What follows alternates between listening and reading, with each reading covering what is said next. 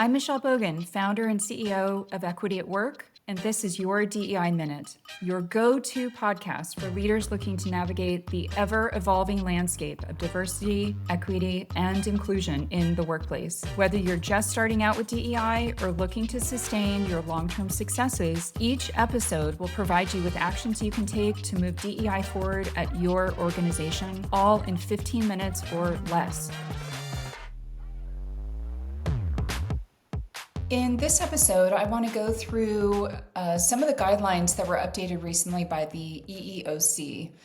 And the EEOC stands for the Equal Employment Opportunity Commission, and it's the arm of the government that ensures that any harassment or discrimination that has been reported in the workplace is being dealt with appropriately. It also ensures things like equal pay for equal work and looks after just sort of the overall health of workplace organizations.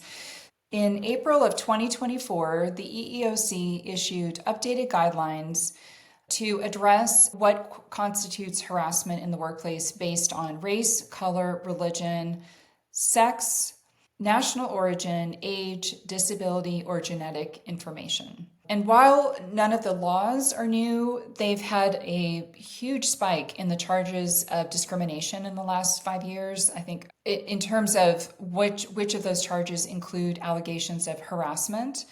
And so they have issued consolidated guidelines, and they've actually also provided over 70 examples. So if you do want to go look at this in more detail, I recommend you go to eeoc.gov and look up harassment and discrimination guidelines, and you'll find plenty of information and resources that you can follow there. All of these should be part of kind of your standard HR compliance policies. And if they're not, then if you're involved in DEI at your organization, this is a great thing to raise to them and make sure that they are included. They also really do require some supporting education and coaching on the do's and don'ts as part of your DI work or as part of your HR training. A lot of times that's included in onboarding and then maybe again as manager training or leader training. But these really need to be reviewed on a pretty regular basis so that everybody feels protected at work, fully safe, that they can be themselves and not have any discrimination or harassment or retribution based on one part of their identity. So here I'm going to read to you several of the key takeaways. I want to make sure I get the language exactly right. So I'm going to read these to you. So the first one is race. So use of racial epithets, offensive comments, and stereotypes, as well as harassment based on traits or characteristics linked to an individual's race, including their name, cultural dress, accent, manner of speech, and physical and appearance standards such as hairstyles and textures. So any discrimination or harassment based on any of those things are part of racial discrimination. Color includes harassment based on an individual's pigmentation, complexion, skin shade, or tone.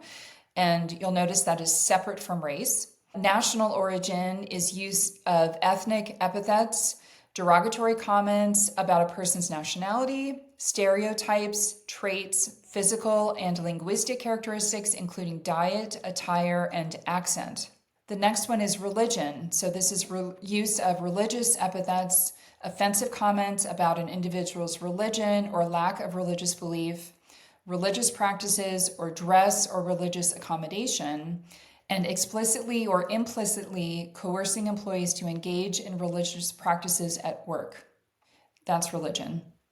The next one is sex, and this is a long one. This includes pregnancy, childbirth, and related medical conditions, sexual orientation, and gender identity. So within this, it includes unwanted conduct expressing sexual attraction or involving sexual activity, sexual attention or coercion, sexual violence, discussing or displaying visual depictions of sex acts or sexual remarks, lactation, using or not using contraception, deciding to have or not have an abortion, how sexual orientation or gender identity is expressed, including epithets, outing an individual, intentional use of a name or pronoun inconsistent with the individual's known gender identity, or denial of access to a bathroom or other sex-segregated facility consistent with the individual's gender identity. Next one is age, and this is harassment of employees over 40 years of age, including those based on negative perceptions or stereotypes about older workers. For disability, this includes physical and mental disability stereotypes, traits, and characteristics. Harassment based on a request for and/or receipt of accommodations. Harassment because of an impairment, even if it is not a disability. Harassment based on the disability of someone with whom an individual is associated. So that could be a friend, a spouse, a coworker, a colleague, anyone else they're associated with.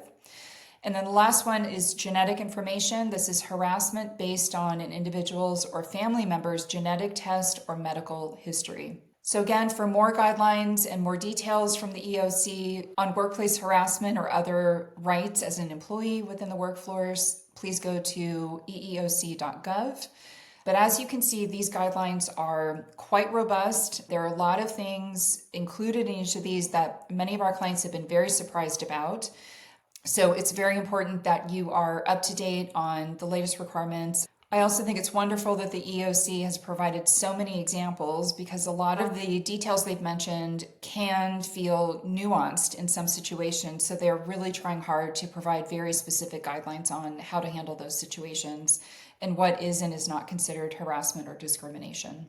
So I hope that having this information will help you get clarity on the do's and don'ts to take into your organization and any updates that you may need to provide to your policies and supporting training. And that's a wrap. I'm Michelle Bogan, and that's your DEI Minute for today. Thank you so much for listening. Please be sure to follow us wherever you listen to podcasts, and don't forget to leave us a review. If you ever have questions, please visit our website or send us an email. You can also sign up for our newsletter and follow us on LinkedIn, YouTube, Twitter, and Instagram. Links to everything can be found in the episode notes. This episode was produced and edited by Podgrowth, with podcast art by our very own Jamie Applegate.